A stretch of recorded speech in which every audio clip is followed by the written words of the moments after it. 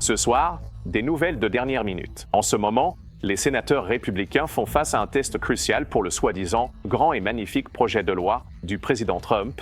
À l'approche de la date limite du 4 juillet, l'avertissement du FBI concernant des pirates informatiques qui viseraient prétendument des compagnies aériennes et de violents orages en déplacement alors que des millions de personnes se préparent à voyager pour les vacances. Tout d'abord, une grande journée qui se prolonge dans la soirée au Capitole, alors que le Sénat tient une session exceptionnelle un samedi. Les législateurs tentent de convaincre les derniers indécis pour faire adopter le méga-projet de loi de dépenses du président Trump. Le projet de loi fait face à d'importants obstacles, certains républicains rechignant devant le montant, estimé à augmenter le déficit de près de 3 000 milliards de dollars. Et ce que le projet de loi prévoit désormais concernant les baisses d'impôts et Medicaid. Également ce soir, le nouvel avertissement du FBI. Des pirates informatiques viseraient prétendument des compagnies aériennes. Cela alors que Hawaiian Airlines et la compagnie canadienne WestJet ont été victimes de cyberattaques ce mois-ci. Et avec 72 millions d'Américains attendus sur les routes et dans les airs pour les vacances du 4 juillet, la menace de mauvais temps, le Midwest et le Nord-Est se préparent à des orages et des vents violents. Notre équipe météo suit la situation de près.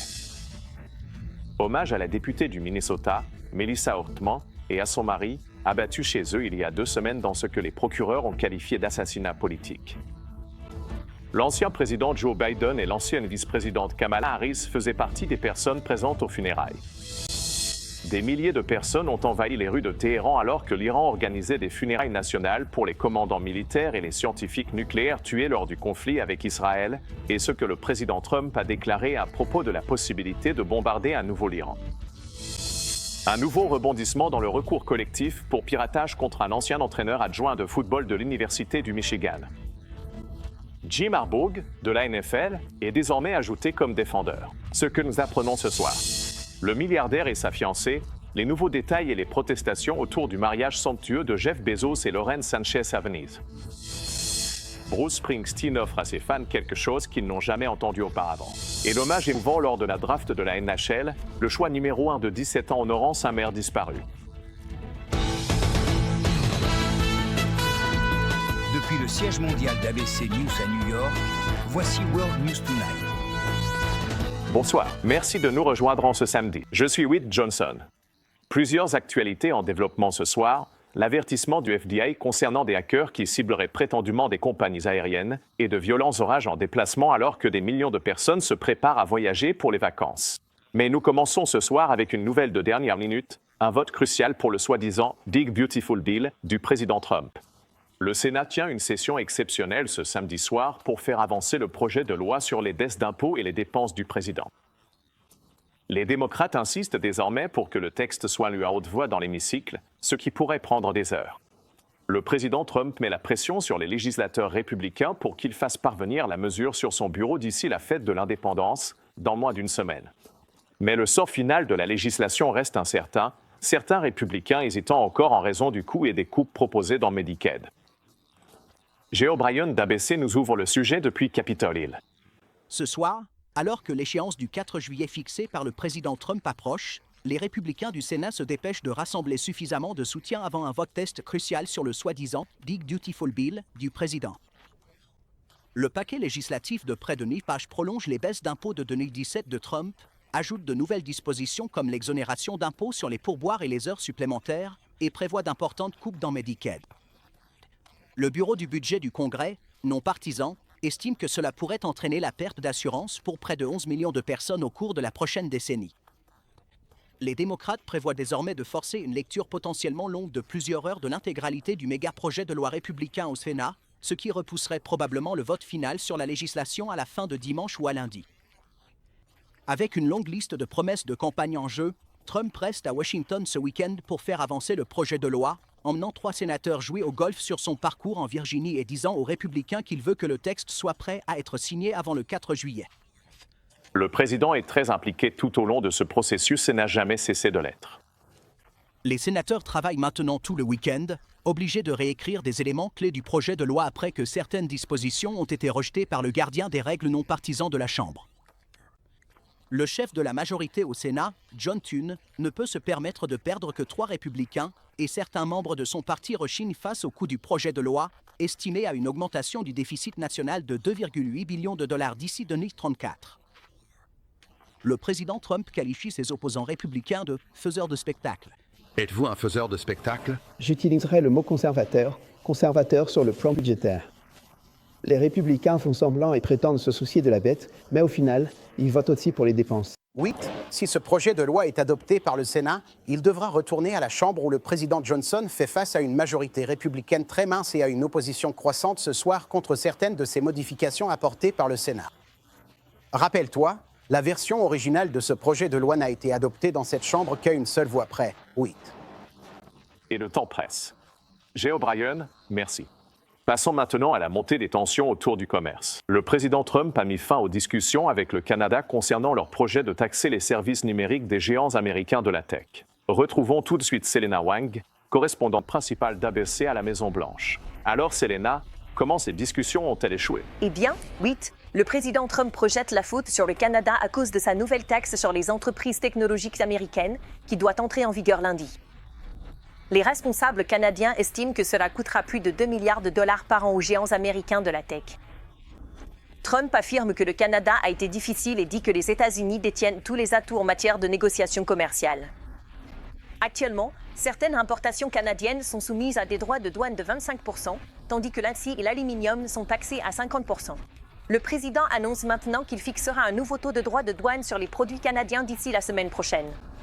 Meta, qui possède Facebook, remercie le président Trump d'avoir, je cite, « tenu bon face à des attaques sans précédent de la part d'autres gouvernements ». Et l'échéance, 8, pour que les États-Unis concluent des accords commerciaux avec de nombreux autres pays approche également à grands pas, désormais à moins de 2 semaines. Si ces accords commerciaux ne sont pas conclus d'ici le 9 juillet ou si cette date limite n'est pas prolongée, des droits de douane élevés pourraient entrer en vigueur.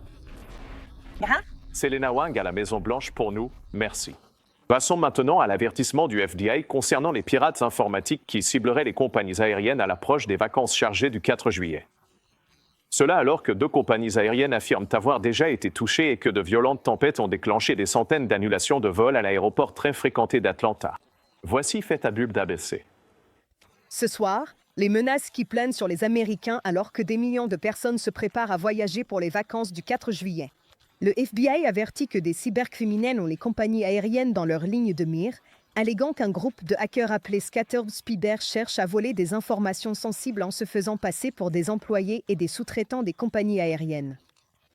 Et rien qu'hier, des problèmes techniques ont également retardé certains vols d'American Airlines. On ne sait pas si c'est lié, mais tout cela survient alors que l'association AAA prévoit qu'environ 72 millions de personnes voyageront la semaine prochaine pour les célébrations de la fête de l'indépendance. Aujourd'hui, plus de 1000 vols ont été annulés. La cause, de violentes intempéries qui ont frappé de plein fouet le Mid-Atlantique et le Sud-Est. Ils nous ont dit qu'il y avait eu de la grosse grêle et que plusieurs de leurs avions avaient été endommagés et devaient être inspectés, donc aucun vol n'allait pas arriver vendredi soir ou samedi matin à Atlanta. La grêle et les vents violents ont forcé Delta à annuler plus de 400 vols à l'aéroport international Hartsfield-Jackson d'Atlanta, aussi bien au départ qu'à l'arrivée. Tous les vols sont annulés, on ne peut pas avoir un autre vol de retour. Une tour de contrôle du trafic aérien à Atlanta a dû être évacuée à cause des vents violents, ne laissant qu'une équipe réduite pour assurer les opérations. Vous avez dû évacuer la tour? Ouais, c'est juste. Moi, un autre contrôleur, le superviseur, la gestion du trafic. Ces effets d'entraînement d'Atlanta, ainsi que les conditions météorologiques extrêmes dans d'autres grands centres de voyage, déclenchent des escales, annulations et retards dans les aéroports de Washington, D.C., Charlotte et Dallas. 8. Presque tous ces avions Delta sont désormais de nouveau en service, mais la compagnie aérienne dit maintenant qu'elle s'attend à plusieurs centaines d'annulations supplémentaires ce week-end alors qu'elle se remet de ces tempêtes. Merci Fait Abub. Passons directement au météorologue Danny Dackstrom de notre station de New York, WANC. Et Danny, où se trouve la plus grande menace de tempête en ce moment? Le sud-est a donc été le plus touché la nuit dernière. Ce sont des tempêtes estivales typiques pour eux ce soir. La menace de conditions météorologiques extrêmes se déplace désormais plus au nord. Nous surveillons 2 zones, la première étant le nord-est intérieur, où une veille d'orage violent est en vigueur dans certaines parties de la Pennsylvanie et du nord de l'État de New York jusqu'à 20h. La deuxième zone, le haut Midwest, verra la menace de temps violent vraiment s'intensifier après le coucher du soleil ce soir, avec de fortes pluies, des rafales de vent potentiellement destructrices, de la grêle et même quelques tornades isolées possibles jusqu'au lever du jour demain. Ensuite, Cette zone se déplace vers l'est à mesure que nous avançons vers dimanche, avec Kansas City jusqu'à Green Bay et même la péninsule supérieure du Michigan qui seront exposés à un risque de temps violent dimanche. Ici, dans le nord-est, c'est surtout la chaleur qui s'installe après les violents orages de ce soir. On va voir les températures remonter dans les 80 degrés à Boston et près de 90 demain à New York. 8.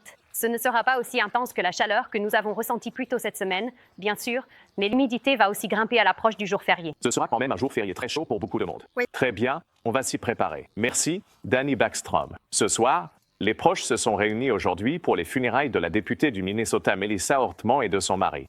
L'ancien président Joe Biden et l'ancienne vice-présidente Kamala Harris font partie de ceux qui ont rendu hommage au couple tué dans ce que les autorités qualifient d'acte de violence politique stupéfiant il y a 2 semaines.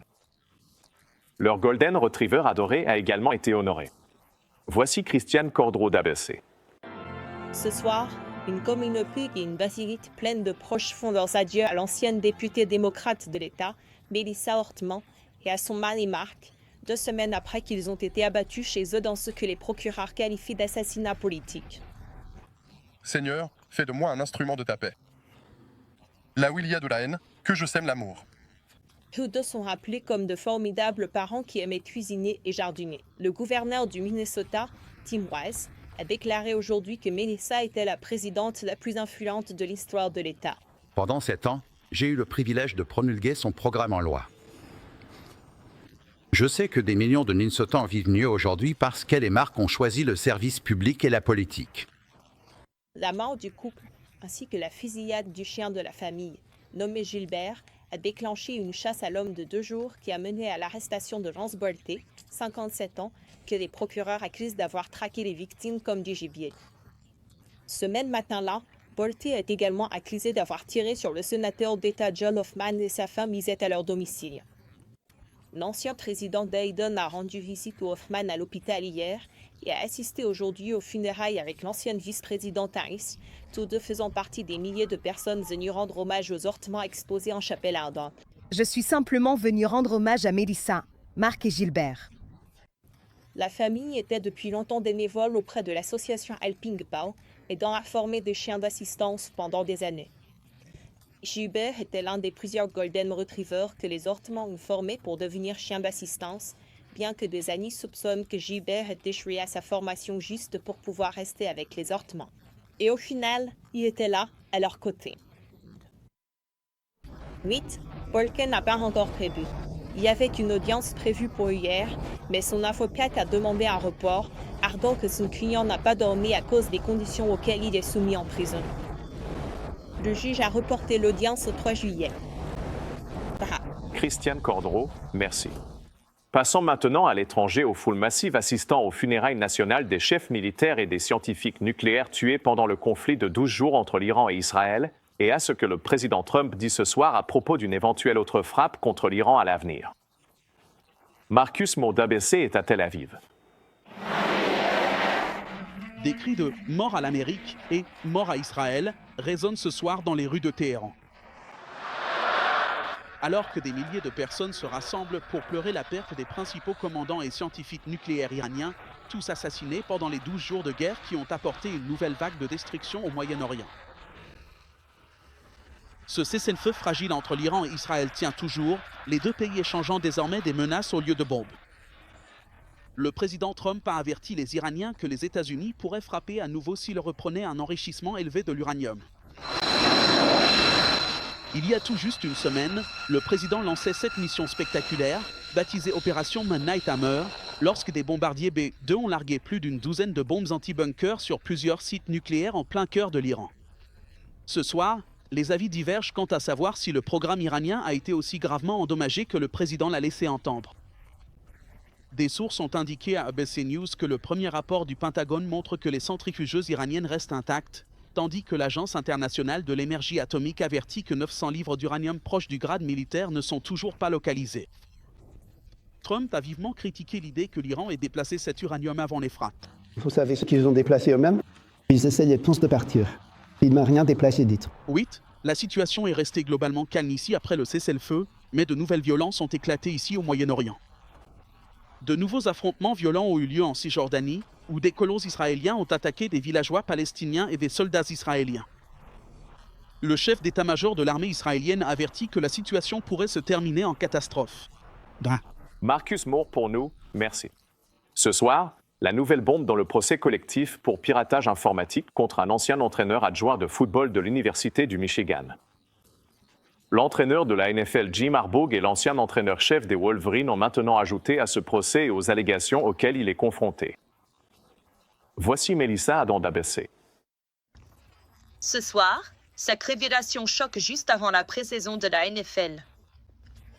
L'ancien entraîneur-chef des Wolverines du Michigan, Jim Harbaugh, qui est maintenant entraîneur-chef des Los Angeles Chargers, est cité comme défendeur dans un recours collectif intenté par plusieurs athlètes féminines contre l'Université du Michigan et d'autres parties. Ils affirment que Harbaugh et d'autres responsables de l'université ont appris, juste avant un match de barrage majeur en 2022, que l'entraîneur adjoint de football Matthew Weiss aurait accédé aux informations personnelles et aux photos intimes d'étudiantes. Les plaignantes affirment que Harbaugh et les responsables n'ont rien fait. Ils accusent Harbaugh d'avoir échoué et refusé de mettre en place des mesures de sécurité de base qui auraient permis d'arrêter Weiss. Weiss est accusé de vol d'identité et d'accès informatique non autorisé, accusé d'avoir piraté les bases de données de plus de 100 collèges, ciblant prétendument les athlètes féminines. Certains n'ont même pas fréquenté l'Université du Michigan. 8. Matthew Weiss a plaidé non coupable aux accusations criminelles fédérales. Nous avons contacté Weiss, Jim Harbaugh, l'Université du Michigan et les Chargers pour obtenir leurs commentaires, mais nous n'avons pas eu de réponse. Brun. Mélissa Adam, merci. Passons maintenant à Venise, en Italie, et à de nouveaux détails sur le somptueux mariage entre le milliardaire Jeff Bezos et Lauren Sanchez. Le couple se marie sur une île isolée malgré les protestations. Maggie Roule d'ABC est à Venise ce soir. Ce soir, la célébration continue pour les jeunes mariés Jeff Bezos et Lauren Sanchez Bezos. Le couple monte ensemble dans un taxi nautique, se dirigeant vers une autre grande fête de mariage avec leur liste d'invités célèbres, cette fois à l'Arsenal, un ancien chantier naval de Venise. La fête de ce soir célèbre le mariage d'hier soir. Vogue a immédiatement publié cette couverture numérique après la cérémonie, dévoilant des photos de la très attendue robe de mariée Dolce & Gabbana de Lauren. Sanchez a confié au magazine qu'il a fallu 1 an et demi pour la réaliser. Le matin après la cérémonie, c'est ici que le couple s'est rendu en premier, au mythique Arias Bar. Ils ont privatisé tout l'établissement pour leurs familles et leurs amis. Des groupes de protestation menacent de perturber le mariage ce soir, occupant le célèbre pont du Rialto, protestant contre le mariage du milliardaire à cause du tourisme et de la guerre.